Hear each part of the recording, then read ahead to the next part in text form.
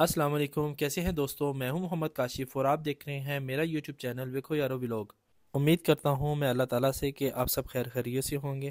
तो आज इस जगह का मैं आपको विज़िट करवाऊंगा। ये एक 3 मरला का प्लॉट है जो कि मस्जिद की शक्ल में है, लेकिन इसकी हकीकत क्या है, क्यों हिंदू और मुसलमान के दरमियान में झगड़ा हुआ, मुकम्मल डिटेल आपको मैं इस वीडियो में शेयर करता हूं। तो मेरी वीडियो लास्ट तक ज़रूर वॉच कीजिएगा। वैसे तो इस्लाम की कई ऐसी मसाजिद हैं जो बहुत ही नामवर हैं, जिनकी बुलंदो बाला शान की कोई मिसाल नहीं, लेकिन इनकी तारीख में लाहौर के शाह आलम चौक मोची गेट के दरमियान मस्जिद शब्बर को वो मुनफरिद मकाम हासिल है जो और किसी मस्जिद को हासिल नहीं है।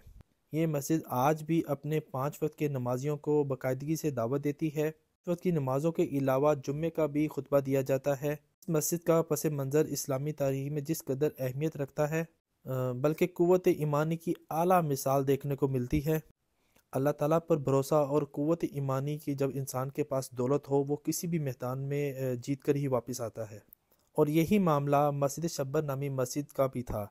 जी हाँ दोस्तों, ये मस्जिद शहर लाहौर की मस्जिद है जो कि अंग्रेज़ों के दौर में 3 मरला प्लाट की सूरत में मौजूद थी। पाकिस्तान बनने से पहले हिंदुओं की बहुत ज़्यादा यहाँ अक्सरियत थी। तारीख ये बताती है कि अंग्रेज़ों के दौर में इस मुकाम से एक मुसलमान मुसाफिर का गुजर हुआ वक्त नमाज का, लिहाजा उसने नमाज अदा की। जबकि ये इलाका पूरी तरह हिंदुओं की मलकियत में था। हिंदुओं को ये बात बिल्कुल भी बर्दाश्त न हुई। हिंदुओं ने यहाँ लड़ाई झगड़ा शुरू कर दिया कि यहाँ नमाज अदा क्यों की।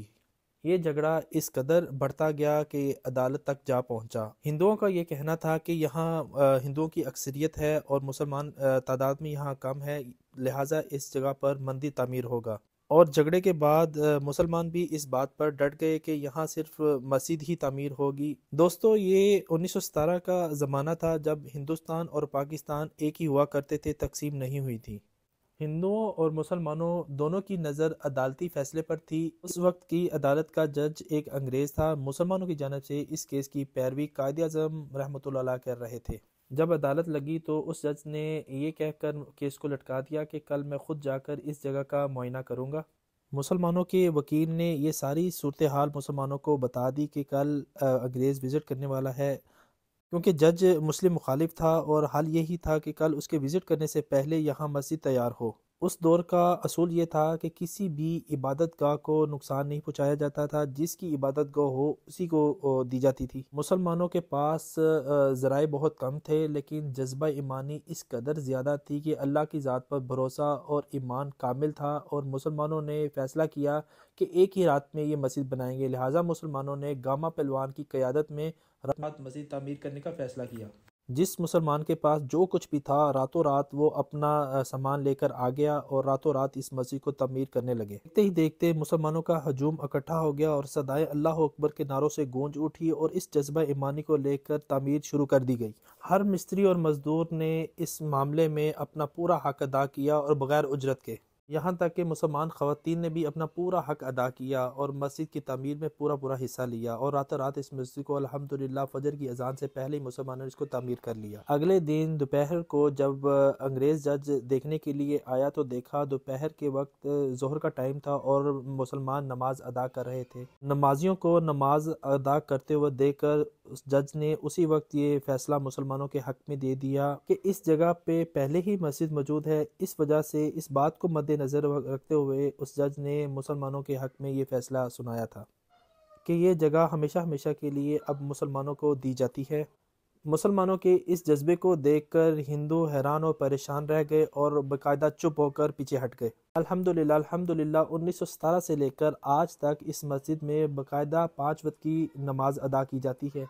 इस जज्बा ईमानी को देखकर पता चलता है कि बात सिर्फ 3 मरले के प्लॉट की नहीं थी, ये सिर्फ हक की बात थी। क्योंकि जब भी मुसलमान इकट्ठे होकर किसी फैसले पर मुत्तफिक होते हैं तो हर मैदान को ये मारने के लिए तैयार होते हैं।